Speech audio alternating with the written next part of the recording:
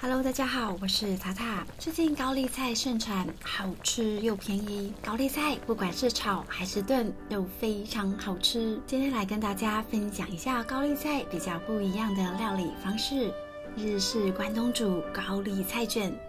新鲜的高丽菜搭配鲜嫩多汁的内馅，让你一试成主顾，一口接一口。准备一颗大颗一点的高丽菜，你可以挑选这种高山的，也可以买这种平地的高丽菜，都可以。大颗的高丽菜叶子比较大片一点，这样会比较好剥。剥叶子的时候记得要小心，慢慢的来，避免把叶子剥得四分五裂。大概剥7到8片左右，剩下的高丽菜可以拿去做其他的料理。先把高丽菜拿去清洗干净。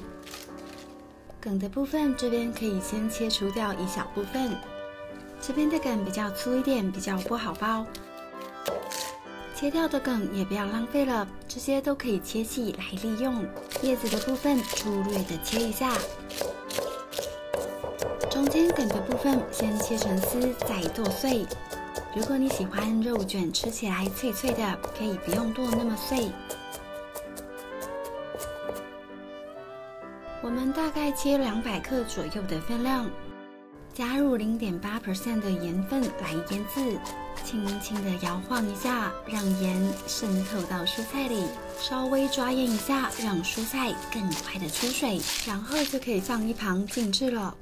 等待的时候，这里起一锅滚水，水里加入一点盐。等水滚了之后，小心的把高丽菜叶放进来汆烫。放进来的方式就像是划船一样，左右摇晃一下，然后用筷子压住梗的地方，让梗也泡在热水里。大概汆烫40秒就可以捞起来了。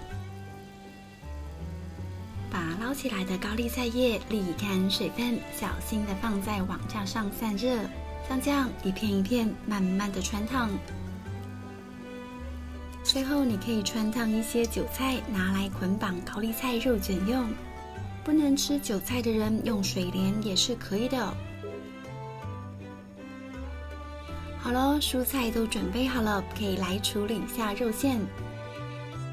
今天所有的材料表都会在资讯栏，会有2个配方，有基本款单纯猪肉做的，跟搭配花枝姜做的内馅。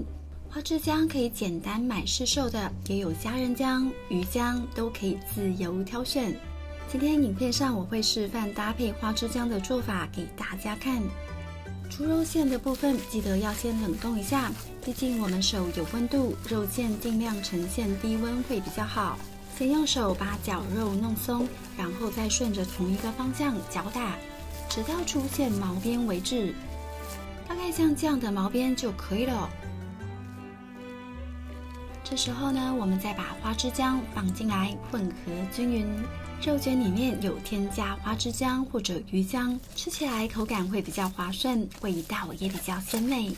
混合好了之后，先把清酒放进来打水，让肉馅吸收水分。接着再放入蒜泥、姜泥、盐、糖、胡椒、酱油等调味料，充分的搓揉均匀，让味道吃进去。顺着同一个方向来搅拌，让肉馅更有弹性。你也可以甩打几下，让肉馅更紧实一点。最后淋上适量的白芝麻油，可以增加肉馅的滑顺感。像这样把肉馅甩打几下，肉馅就完成啦。现在的高丽菜梗已经出水了，双手用力的挤压出水分。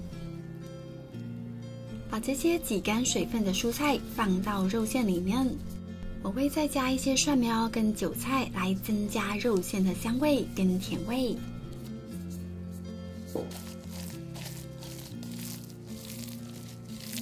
充分混合均匀就可以咯。都处理好了之后，先放到冷冻库降温一下，来准备高汤的部分。这次昆布柴鱼高汤我准备了2000cc， 多的部分可以当成关东煮的高汤来喝，加一点乌龙面就超级好喝的了。好了，现在肉馅拿出来，准备包高丽菜卷。把放凉的高丽菜叶平放在托盘上，每一卷大概取用75到85克的分量。你可以稍微用手塑形一下，再放上高丽菜叶，或者用汤匙压出形状也可以。从梗的地方慢慢的卷起来，左右两边包过来，然后向前卷，就像是包包裹一样。接着拿出一条烫过的韭菜，把高丽菜卷捆起来。先打一个结，然后看你想要系个蝴蝶结都可以。最后尾端的地方剪短一点，看起来会比较整齐漂亮。好了，像这样美美的高丽菜卷就包好啦。每一卷都按照这样的方式包裹肉馅，这样每一卷高丽菜卷都会是一样美美的，看起来超疗愈。把包裹好的高丽菜肉卷小心的放到锅子里。我这个是26公分的锅子，大概可以放7卷的分量。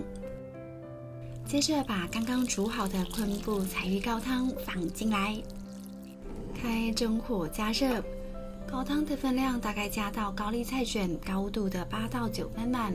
等滚了之后，火再转小一点，让高丽菜肉卷静静地泡在高汤里面，慢慢的炖煮，小火大概炖煮25分钟左右。我这边还有6、7卷的肉卷，可以用这种方形的珐琅盒来试试看。同样倒入昆布彩鱼高汤，先煮滚，然后再转小火慢慢炖煮。这一份煮好之后，就可以直接放凉，盖盖子，放冰箱保存。好了，这边的高丽菜肉卷差不多煮好了，小心的取出来。现在我要浓缩一下汤汁，用一个小一点的容器装220cc 左右的高汤。等滚了之后，把太白粉水加进来，勾个薄芡，搅拌搅拌，煮到汤汁浓稠的状态，大概像这样有点稠稠的状态就可以关火了。把热热的高汤淋在高丽菜肉卷上，像这样超级好吃的高丽菜肉卷就完成啦！哇哦，滑顺又鲜甜的高汤搭配高丽菜肉卷是我最喜欢的吃法。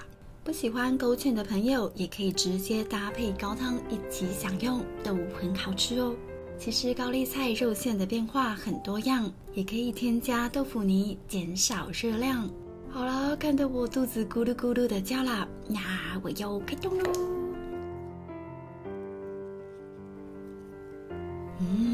看起来很成功，很好吃的样子。自己做的高丽菜肉卷就是不一样，肉馅吃起来很有真实感，味道也很有层次感，不会像贡丸一样假假的。